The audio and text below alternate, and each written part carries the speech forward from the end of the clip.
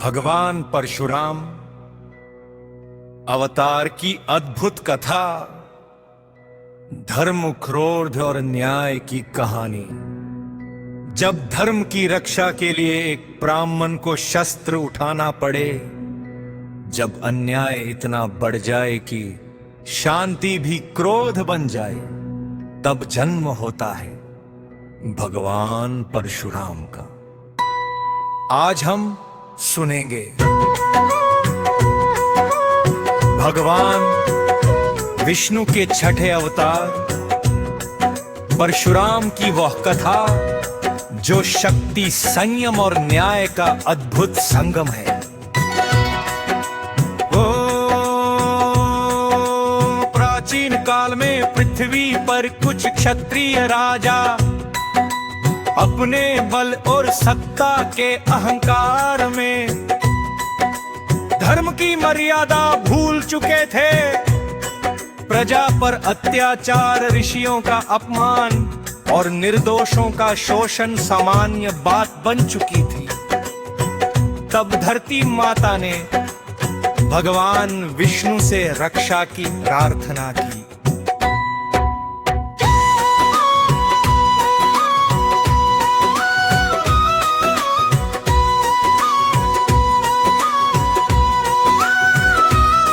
भगवान विष्णु ने एक अद्भुत निर्णय लिया।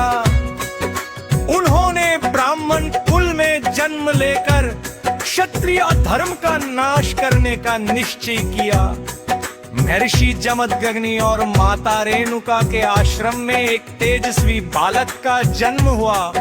नाम रखा गया राम, लेकिन हाथ में फरसा होने से वे कहलाए परशुराम। परशुराम ने भगवान शिव की कठोर तपस्या की।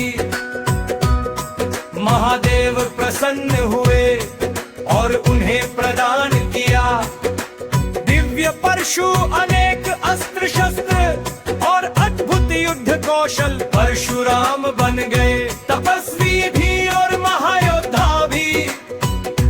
एक दिन है वंश का राजा कार्तवीर्य अर्जुन जमदग्नि ऋषि के आश्रम पहुंचा।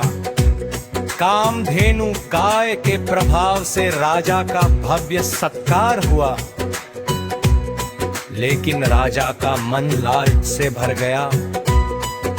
उसने कामधेनु को बलपूर्वक छीन लिया। जब परशुराम को यह ज्ञात हुआ तो धर्म का क्रोध जाग उठा। परशुराम ने युद्ध में अत्याचारी राजा का अंत कर दिया और कामधेनु को आश्रम वापस ले आए।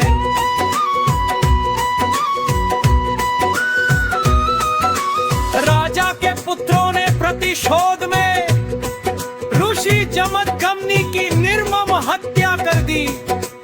पिता का शव देखकर परशुराम टूट गए। उन्होंने भयानक प्रतिज्ञा ली, जो क्षत्रिय धर्म छोड़कर अत्याचार करेगा, मैं उसका विनाश करूंगा। कहा जाता है कि परशुराम ने 21 बार पृथ्वी को अत्याचारी क्षत्रियों से मुक्त किया। क्रोध शांत होने पर परशुराम ने समस्त भूमि दान कर दी और स्वयं तपस्या में लीन हो गए। यही सिखाता है धर्म के लिए युद्ध और शांति के लिए त्याग। सीता स्वयंवर के बाद जब भगवान राम ने शिव धनुष तोड़ा तो परशुराम वहां पहुंचे, लेकिन राम की विनम्रता और दिव्यता देखकर परशुराम समझ गए नारायण का अगला अवतार स्वयं राम है। उन्होंने अपना विष्णु धनुष राम को अर्पित किया और तपस्या मार्ग पर लौट गए। भगवान परशुराम हमें सिखाते हैं धर्म धर्म सर्वोपरि है, क्रोध तभी पवित्र है जब वह न्याय के लिए हो, और सच्ची शक्ति संयम से ही सुंदर बनती है।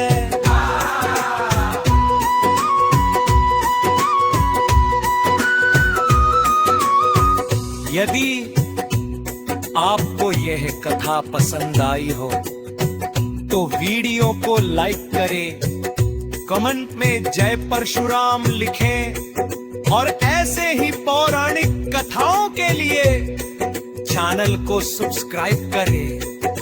जय श्री राम, जय भगवान परशुराम को।